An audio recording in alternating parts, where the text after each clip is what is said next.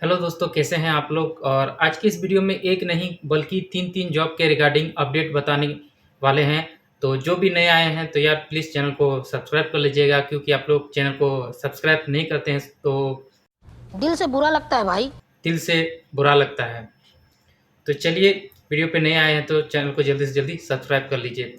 तो पहला जो अपडेट है जॉब को लेके, वो है इंडियन पोस्ट ग्रामीण डाक सेवा का एक वैकेंसी निकला है और बहुत अच्छा खासा सीट है इस पे।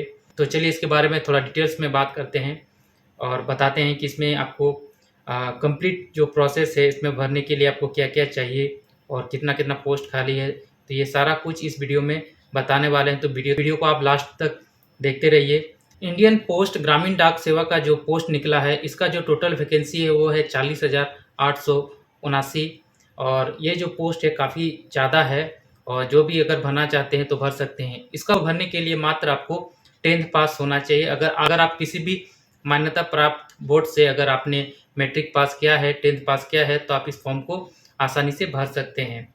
और इसका जो फॉर्म को भरने का जो डेट है वो 27 जनवरी से फॉर्म भरने का डेट स्टार्ट हो चुका है और इसका जो लास्ट डेट है वो है 16 फरवरी 2023। 16 फरवरी तक आप इसको लास्ट भर सकते हैं। आप इसमें अगर किसी प्रकार का गलती भी हो जाता है तो आप इसको करेक्शन भी करवा सकते हैं। करेक्शन करने का जो डेट है वो है 17 तारीख से 19 तारीख के बीच में आपको करेक्शन कर लेना है। अगर आप ऑनलाइन भरने के टाइम अगर आपका किसी प्रकार का गलती हो जाता है तो आप करेक्शन कर सकते हैं। अगर एज लिमिट की बात करें तो मिनिमम जो एज होना चाहिए वो है 18 होना चाहिए और मैक्सिमम जो है वो 40 एज तक होना चाहिए। अगर आप एसटी-एससी पे आते हैं तो थोड़ा बहुत आपको एक्स्ट्रा छूट मिल जाता है।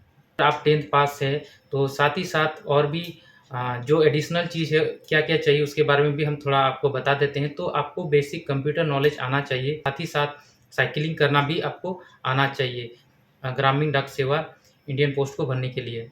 जिस भी स्टेट पे भर रहे हैं तो वहाँ का लोकल लैंग्वेज आपको जानना बहुत ज़रूरी है। वहाँ का लोकल लैंग्वेज जानते हैं तो आप भर सकते हैं।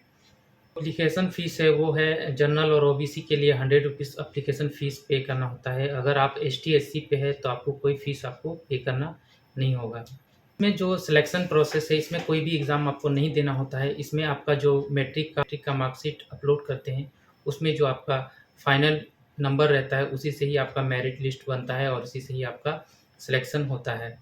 इसमें आपका सिलेक्शन होने के बाद जो आपको सैलरी मिलता है वो 2 कैटेगरी का पोस्ट है। पहला जो कैटेगरी है वो है ब्रांच पोस्ट मास्टर। इसमें जो आपको सैलरी मिलता है वो मिलता है 12,000 से लेकर 29,000 तक आपको मिलता है और दूसरा जो है वो है असिस्टेंट ब्रांच पोस्ट मास्टर या डाक सेवा, जिसमें आपको 10,000 से लेकर 24,000 तक सैलरी मिलता है सिलेक्शन होने के बाद। इसको आप ऑनलाइन भर सकते हैं। इसका जो ऑनलाइन भरने का जो ऑफ़िशियल वेबसाइट है वो है इंडियन पोस्ट gdsonline.gov.in और इसका लिंक मैं डिस्क्रिप्शन के नीचे मैं दे दूँगा। वहाँ पे जाके आप डायरेक्ट उस लिंक पे क्लिक करके इस फॉर्म को अप्लाई कर सकते हैं और एक अलग से वीडियो बना देंगे जिसमें आप ऑनलाइन फॉर्म को कैसे अप्लाई करेंगे। तो उसके लिए आप कल ही उसका वीडियो मैं बना के अपलोड कर दूँगा। तो यही सारी बेसिक जानकारी थी और जो भी और भी जानकारी के लिए मैं इसका जो पीडीएफ और इसका जो ऑफ़िशियल पीडीएफ है वो डिस्क्रिप्शन के नीचे मैं दे दूँगा। अगर आप डाउनलोड करके और अच्छा से आप रिव्यू कर सकते हैं, पोस्ट को लेके क्या-क्या इसमें नोटिफ़िकेशन है, उसको अच्छा से आप पढ़ सकते हैं। दूसरा जो वैकेंसी आया है वो है इंटेलिजेंस ब्यूरो और सिक्योरिटी असिस्टेंट का और इसमें एमटीएस का भी वैकेंसी है। जो टोटल पोस्ट है वो है 1675 पोस्ट निकला है। अगर जो भी भरना चाहते हैं तो ये भी अच्छा है। इसमें भी आपको मात्र 10th पास होना चाहिए। किसी भी मान्यता प्राप्त बोर्ड से अगर आपने 10th पास किया है तो इस फॉर्म को आप अप्लाई कर सकते हैं और साथ ही साथ आपको लोकल लैंग्वेज आना चाहिए। जिस भी स्टेट पे आप भर रहे हैं तो वहाँ का आपको लोकल लैंग्वेज आना चाहिए या वहाँ का आप लोकल लैंग्वेज जानते हैं तो वहाँ आप इस पोस्ट को भर सकते हैं।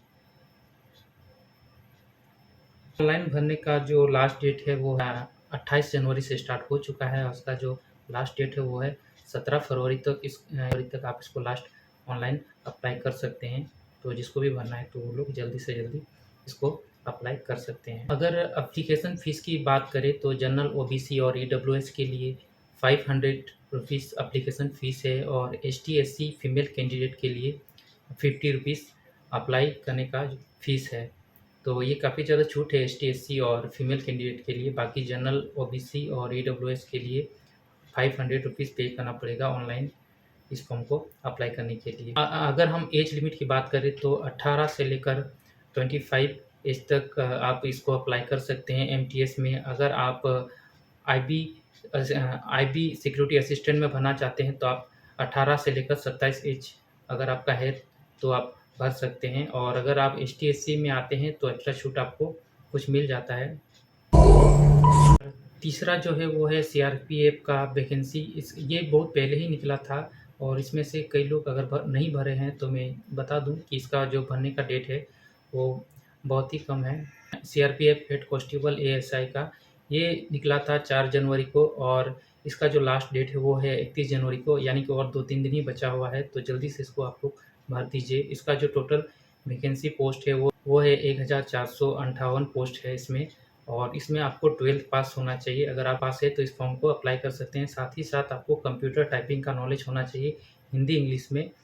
इसका जो एज लिमिट है वो है 18 से लेकर मैक्सिमम 28 एज तक आप इसको अप्लाई कर सकते हैं। और अगर आप एसटी/एससी में हैं तो आपको एक्स्ट्रा छूट तो मिल ही जाता है। एप्लीकेशन फ़ी के बारे में बात करें तो जनरल ओबीसी के लिए 100 रुपीज़ फ़ी आपको पे करना पड़ता है ऑनलाइन अप्लाई करने के लिए, और एसटी/एससी और फीमेल कैंडिडेट के लिए ये फ्री है और फ्री में ही इसको अप्लाई कर सकते हैं। जो कि ये डिफेंस है तो इसमें आपका हाइट भी होना चाहिए और चेस्ट भी होना चाहिए। हाइट जो है वो है चाहिए, अगर आप जनरल कैटेगरी से हैं तो 165 सेंटीमीटर होना चाहिए आपका जो हाइट। वो आप एसटी/एससी में आते हैं तो 162.5 सेंटीमीटर आपका हाइट होना चाहिए। और फीमेल कैंडिडेट के लिए जनरल 155 होना चाहिए और एसटी/एससी के लिए 150 सेंटीमीटर होना चाहिए। जो चेस्ट है वो जनरल के लिए 77 से 82 सेंटीमीटर होना चाहिए। वही अगर हम बात करें एसटी के लिए तो 76.80 सेंटीमीटर तक होना चाहिए। फीमेल कैंडिडेट के लिए चेस्ट अवेलेबल नहीं है, इसका कोई कैंडिडेट के लिए चेस्ट नापी नहीं है।